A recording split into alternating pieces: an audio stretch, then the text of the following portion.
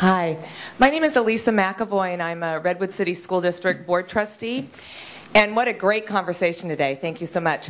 I had an opportunity to go to the Yosemite Institute, I guess it's now Nature Bridge, at Yosemite with a 6th grade class out of North Star Academy in Redwood City. And it was an extraordinary experience for those kids that got to go. And then, of course, all of our 5th graders in Redwood City do get to go to outdoor ed, which is another extraordinary experience. But one of the things I'm seeing is, other than outdoor ed, which every one of our 5th graders get, it's very piecemeal in different classrooms and schools, what they get. We have 16 schools, and different schools are getting different things. And one of the things that's such a struggle for us is funding. So it's great to have some funders here, and I'm just curious, is there any conversation about somehow finding funding that's directly for this sort of thing? Because, as an example, I'd love to see every one of our 6th graders in our school district get to go to the Yosemite Institute. I mean, it was truly extraordinary. Those educators are amazing. I learned so much that week from them, just in terms of not only the environment, but also how to work with children. They just did the most amazing job. So the question is, that's about $500 a student a week.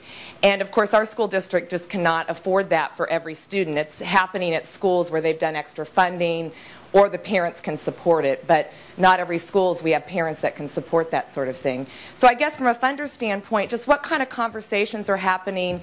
I'm more interested at a local level in San Mateo County, but also at a state level to help really get kids out in nature. That's probably for you. I'm not sure either of the three of us can answer that question, not being funders ourselves.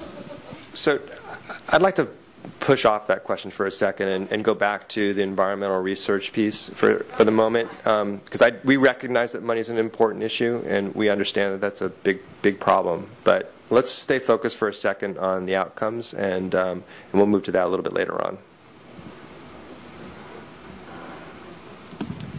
Hi, I was really impressed by the speaker talking about how the environmental education really has an impact on the broad base of the academic subjects in terms of the test scores and such. I was wondering, is there any organized effort now to bring the summary of that research to schools, particularly some schools where the kids are struggling, their performances haven't been as high, and there seems to be the opposite effect, which is cut out field trips, cut out this extra stuff, and focus on reading, writing, and arithmetic.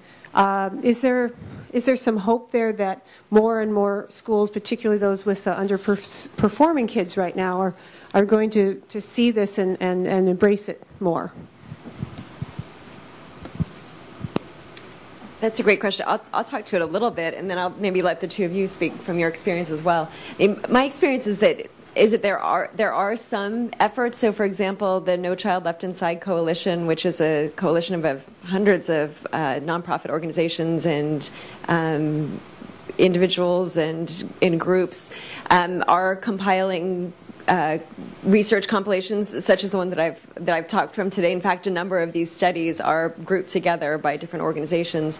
And I think that the challenge has been that individual school districts have had to seek out that research. And there are also in journals, there are review articles and meta-analyses that try to pull together these studies. I won't get into a lot of the challenges today of trying to look across research articles, but I think up to this date, it's really been more of a pull strategy in the sense that if you're a school district and you're interested in the research, you have to go out and find it. So I think that has been an issue, but there are a number of organized efforts within environmental education. So, for example, there's the North American Association for Environmental Education, NAAE, which is kind of a mouthful, that does a lot of work around promoting the benefits and opportunities for using environmental education in a classroom.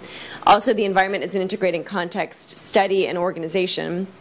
That study has been cited widely as an opportunity for really improving the quality of education in a number of schools. So there have been schools and districts that have picked up that work. But I think to this point, it's been driven by innovative individuals and individuals who've been really motivated and inspired when they've seen the power of environmental education, and then who've sought out that research. The one thing I would add is the benefit to, I'd say, mainstream marketing of these these initiatives. I think we've done a terrific job of talking to ourselves, and we need to do a much better job of talking to the people who aren't in this room and who are even one step beyond this room. And while I'm always skeptical of federal initiatives, in the last month there's been a White House Summit on Environmental Education, followed by National Environmental Education Week, which the National Environmental Education Foundation puts on, and America's Great Outdoors, which is the kind of federal let's move, let's get outside campaign.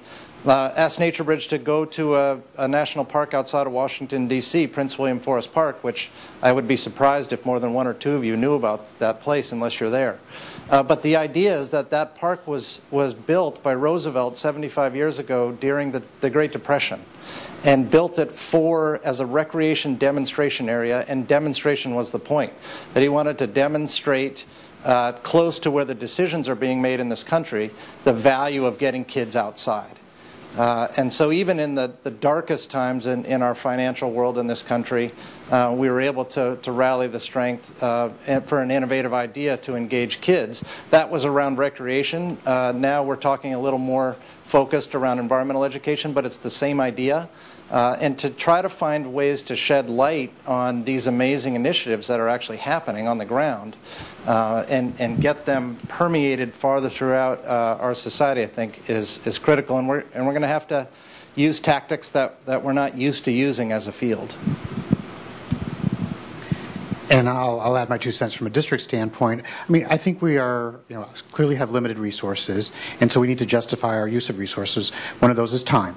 And so, although I think I would say definitely in our district there's a kind of a gut sense that environmental education is the right thing to do, I think frequently we need to be able to validate that with data. So I think it's great to have resources that support the decisions we make, as well as perhaps to influence others who might not have that same level of commitment. If I can just sort of take a side note to the earlier question, I think that what it dictates for us is that we do need to view environmental education more than this sort of one-time experience of a week at outdoor education. And what we're doing with the support of the funding collaborative is taking a perspective of how do we integrate environmental education throughout our curriculum. How do we partner with local advocates and nonprofit organizations to provide that kind of programming? And because we think if we are going to have a difference in terms of the overall achievement of students, it can't just be that 1 week.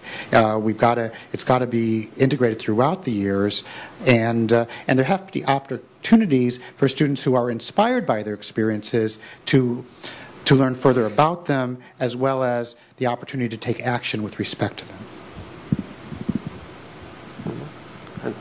County Board of Education. Craig, your last comment was a perfect segue. We appreciate the wonderful experience you and the 5th graders had at Jones Gulch. So in turning to Nicole, in your research, is there a statistically significant difference between nature-based education, where you're actually in the woods, you're at the beach, versus the work that's being done in the classroom? Should we start designing curriculum and taking the time and the money to take kids out of the classroom and into the actual context of nature? So what does nature-based curriculum look like that's most effective? That is a great question. I'll give you the squeamish researcher answer. It depends. So I'd be happy to get back to you and share specific studies afterward. And the short answer is that it depends, and it depends on the outcome of interest and on the context. And it's a great question. And I think a lot of it has to do, I would say that.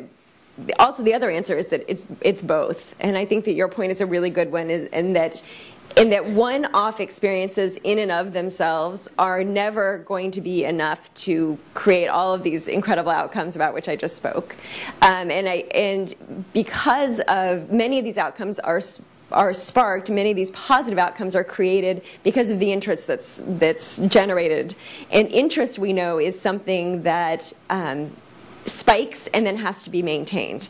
And so what happens, and that's again why I think the dialogue with schools is so incredibly important. The benefit that schools have that outdoor education programs don't have is that schools interact with kids on an everyday basis, and with families and with communities, and are an integral part of communities.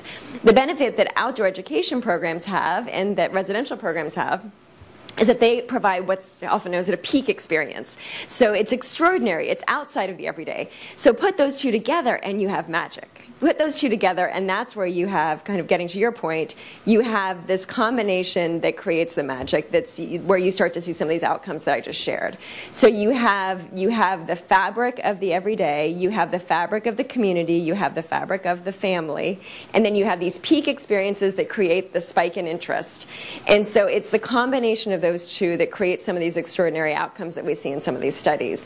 And so I would suggest, and a lot of the research suggests, that one of those without the other makes it extraordinarily difficult to have and maintain these really powerful outcomes. And so that's why I always hesitate about the word best practices. I would say effective practices, because best practices really depends on the audience about which you're speaking and the outcome to which you're toward which you're heading. But most effective practices tend to show that you need that scaffolding and tend to show that you need both these kind of peak type of experiences and that you need the constant support. But then specifically to your question about what's the role for classroom experiences versus what's the role for out-of-classroom experiences, there is something really important about situated cognition, and that where we learn is just as important as what we learn. So our colleague David Orr talks about building as pedagogy, which I think is really important. Our senses are really drawn into what we learn, so we remember where we learn something as much as what we learn. That said, I will remember learning in this room today because, wow, this is an incredible room. I don't think I've ever presented in some place that has all these screens and seeing all of you and seeing all of your faces. We're not outside today, but this is a pretty powerful learning experience as well. So I think you can have powerful learning experiences in an indoor setting, but I think it also is incumbent upon all of us who are educators to be really cognizant of what that indoor setting says as much as the outdoor setting. We have a quick one last question. We'll take it. Hi, Kyle McDonald, Bay Area Wilderness Training. My question, I guess, is for you, Craig, about what role you see those non-traditional educators or those working in the youth development field that are that get the kids after the bell rings. So there's a lot of learning that's going to happen. A lot of kids spend time in before school care, in after school care, and in summertime hours, where there's a lot more daylight than in the wintertime hours. And so I'm wondering how your district has engaged with those folks. Well, we're starting to do that, and it's really about partnerships. I would definitely say that we provide the context, the location, and with respect to a lot of these issues, but it's really reaching out to incredible organizations that we have here based in the Bay Area and being able to tap in to provide direct services to the kids that are staying in our after-school program, whether those are students who are in fee-based programs or those who are in our state-supported ACES, or in our district we refer to as Beyond the Bell programs. So it's an incredible opportunity. Kids are there from 3 to 6 p.m. and just really ready to soak up quality programming. Thank you very much.